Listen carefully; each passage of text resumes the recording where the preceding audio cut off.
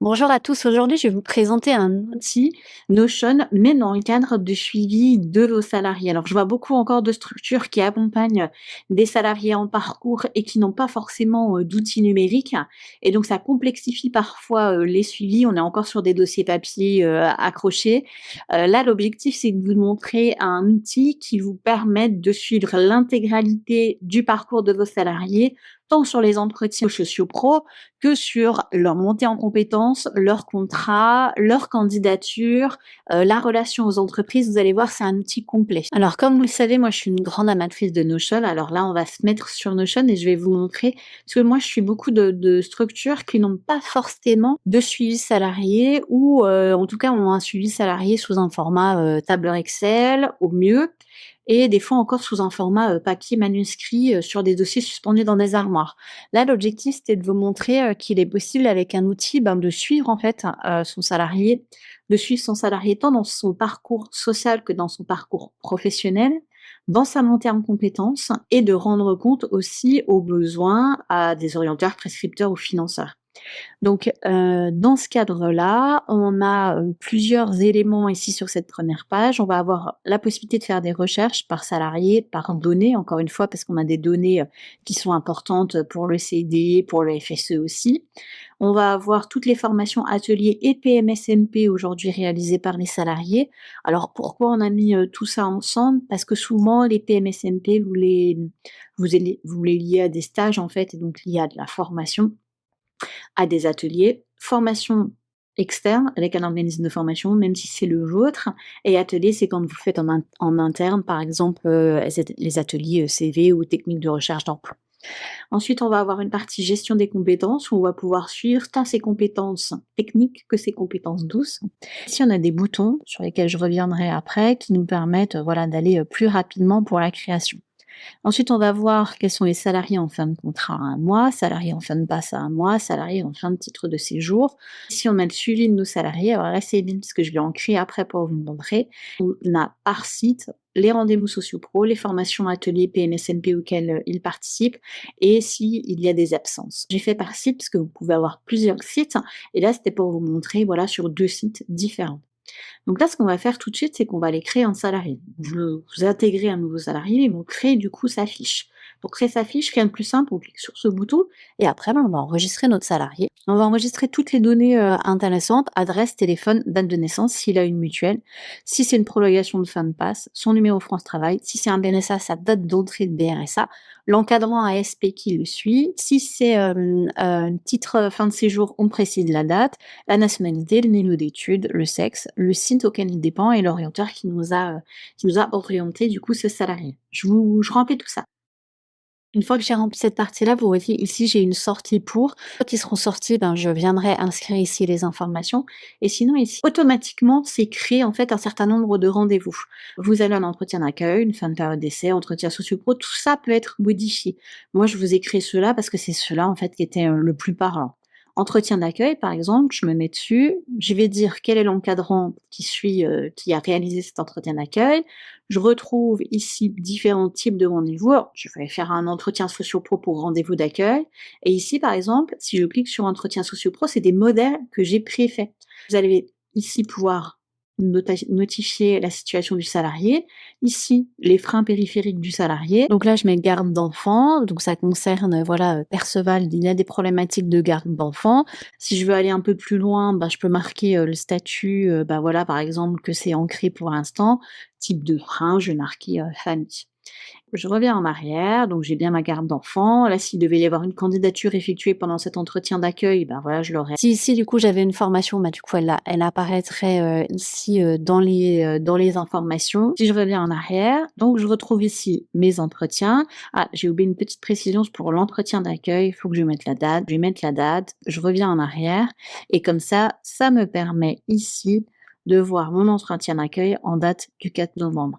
Il en est de même pour les autres entretiens. Si j'enregistrais par exemple un bilan intermédiaire, eh bien là j'aurais immédiatement le cadre du bilan intermédiaire qui s'ouvre En encadrant, j'irai me chercher par exemple à nouveau et en type de rendez-vous, je pourrais marquer que c'est un, bilan, de parcours par exemple. Je précise bien la date, c'est le 7, j'en mets une autre comme ça vous voyez un peu ce que ça donne et là je viendrai remplir un certain nombre, d'informations. Je reviens en arrière, je continue. Après si je devais avoir une absence, c'est pareil, je fais nouveau et je viens créer une absence, par exemple un problème, voiture ici, je mets la date du problème voiture, je dis que c'était hier, c'était 2 heures d'absence.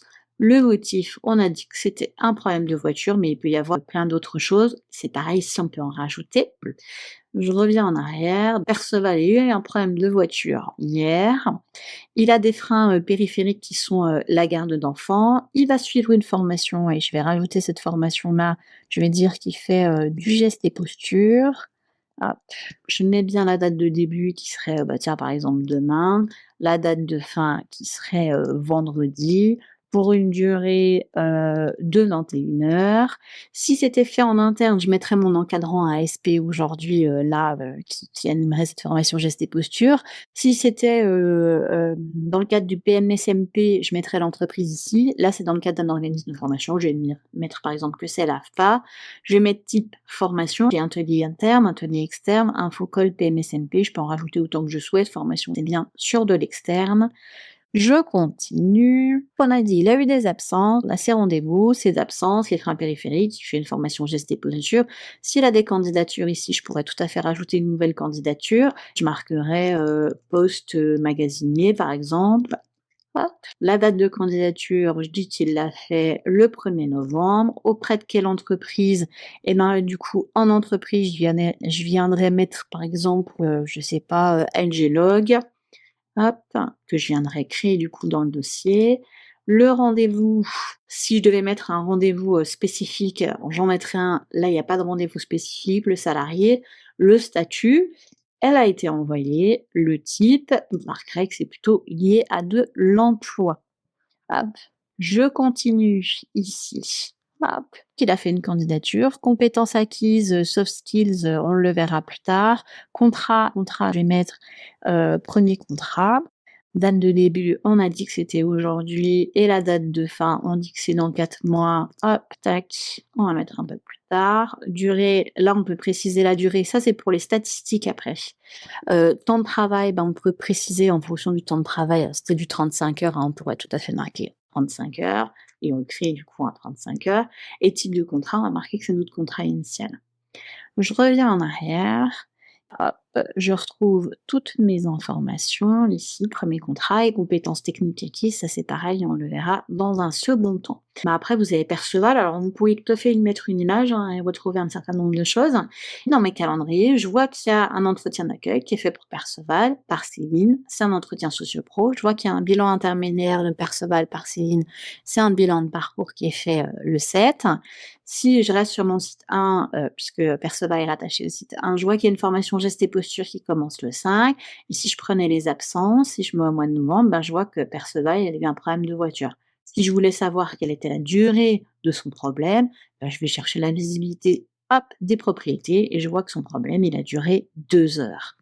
Et rien qu'avec ça, déjà, on peut suivre vraiment quels sont, voilà, nos salariés et voir, visuellement, où on en est de nos, sorties. Je peux aller chercher par exemple des données et là je vais avoir nombre de rendez-vous dans le mois, frein périphérique en cours, atelier formation réalisé par exemple. Par exemple, la durée de temps de travail 26 heures, 30 heures ou 35 heures, ça me permet de savoir. Donc vous voyez ici sur les données, j'ai un certain nombre, d'informations qui me permettent effectivement, de savoir, où est-ce que j'en suis, et de rendre compte. Je peux le voir comme ça sous un format de calendrier où je vois, l'organisme de formation. Encore une fois, je pourrais très bien mettre, les dates de début, les dates de fin, on peut tout voir, sous une façon, différente. Si je souhaitais faire, un atelier collectif, c'est pareil ici, je marque par exemple technique de recherche d'emploi, je vais marquer ma date de début au 19 novembre, ma date de fin au 19 novembre, ma durée, je vais marquer que ça prend, 3 heures. Je vais marquer que c'est moi qui l'anime. Et ici, je pourrais venir chercher, plusieurs salariés. Si j'avais Perceval, mais je pourrais rajouter tout à fait des autres salariés. Si je viens, mettre, Arthur par exemple, hop, Ça viendrait me créer une page Arthur, ça viendrait me rajouter Arthur et là je mettrais type, bah, un atelier interne parce que c'est moi qui l'ai animé. Si je souhaitais ajouter la feuille d'émargement ici, je pourrais ajouter la feuille d'émargement ici. J'ai mon atelier qui a été mis en place. Je souhaite voir ce qui a été fait en termes d'atelier et là je vais trouver que j'ai technique de recherche d'emploi qui est, animée ici, à partir du 19 ou le 19. C'est vraiment un outil qui nous permet, bah, de suivre l'intégralité des salariés. Alors je sais qu'il est encore d'usage d'utiliser le format papier, voire, les tableurs Excel. Je ne peux que vous conseiller de passer sur un outil qui vous permette à tous de suivre vraiment, ce que vous mettez en place pour vos salariés et surtout de vous faciliter les extractions pour vos financeurs, que ce soit le FSE, que ce soit, la région, pour certains projets, que ce soit le département. Vous allez pouvoir retrouver des informations beaucoup plus rapidement que ce que vous aviez précédemment. N'hésitez pas à me poser des questions si vous en avez et je vous dis à très vite pour une nouvelle vidéo.